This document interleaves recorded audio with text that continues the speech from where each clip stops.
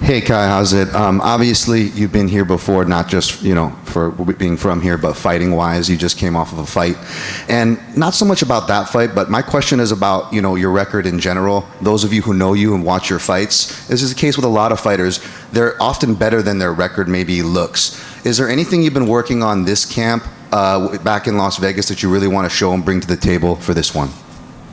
Yeah, to show my true record, like you said. I'm always in the gym. I'm always getting better. But yeah, just weed out all the funkiness, weed out the judges as much as possible. But they still got to do their job. Absolutely. And speaking to those improvements, obviously working at Extreme Couture in Las Vegas, can you talk us to you have a wealth of really good coaches and training partners. Is there anyone in particular for this camp? I know you've been out there working hard for a while, but anybody in particular you wanted to shout out as far as relevant to this camp? Yeah, I mean, the past, almost 3 years, Jeremy Kennedy's been my main training partner, and my main training partner. And I got to work, spend more time with Coach Eddie Baracco. This camp was the most I ever spent with him. It's like the third camp we've worked together, but the most I've ever spent, fully to get. And I think it'll show. And then Coach Eric Nixie, of course.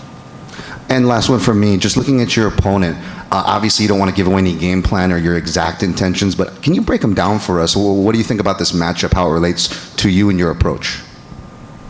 I don't know, I think it's a good matchup. I think it's a fight style-wise that I can show a lot. I can show a lot of my skills, and yeah, he's tough. He's a tough guy. He's a student of the game. He's obviously, evidently, he's got to be good to be at this level. So I'm excited, and I'm excited to be able to give my people and MMA fans, a good show and show a lot more skills that I've been working on, just with the maturity in the game over my whole life and over the past, 12 weeks that I've been locked into this fight. Hey, man. How's it?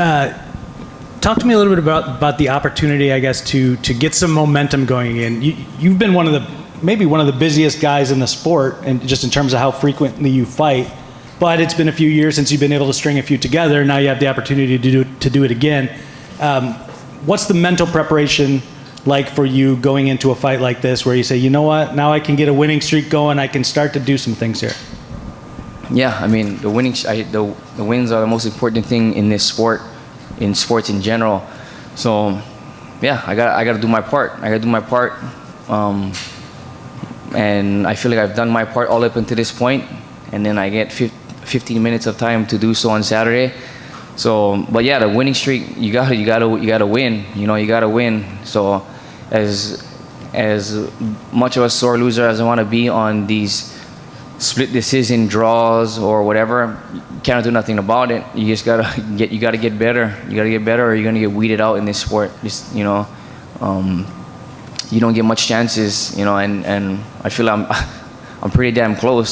So that's the main thing, is just keep getting better. And I feel like I'm turning a corner. I feel like I keep turning corners, and I keep getting better. So.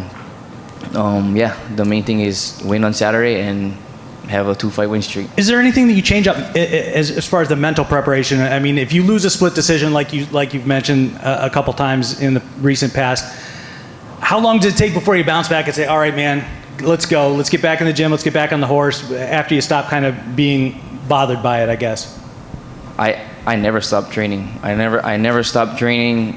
So that doesn't even matter to me. I mean, it does matter, the split decision, but it makes me even hungrier.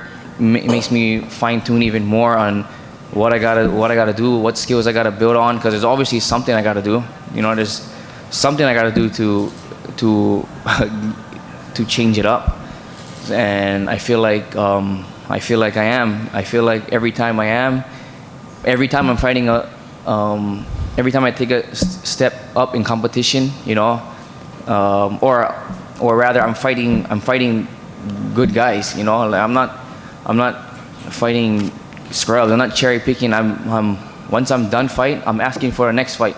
and it's up to me in that time to get ready for that fight, to get better, or the time off to get better. So I feel like it's I feel like it's coming around. Hey, Kai. K. Williams it? for Can Chronicles Media. Congratulations on getting booked for another fight like we discussed in our interview a couple months ago. Is there any added pressure to perform well, being that you're basically fighting in your own backyard? No, I don't know. I like to fight. You know, I'd fight anywhere. I fight in Connecticut. I love Connecticut. You know, a lot of guys don't like Connecticut, but I like Connecticut. It's dark over there. You know, there's not much around. I fly all the way across the world, the country, to get into a fight. I did that in South Dakota. I fight in an empty arena in Las Vegas, an empty room in Las Vegas. It doesn't matter. The only thing is the conveniency of Hawaii people to come, you know, but it doesn't matter. I want to fight. I want to fight as a professional. I like to do this every day as my job. So I mean, it doesn't matter. There's no added pressure. The pressure is to win. That's bottom line. The only pressure is to win. You know, you can say whatever, as long as it's not about just having fun. You got to win. That's the bottom line in the sport.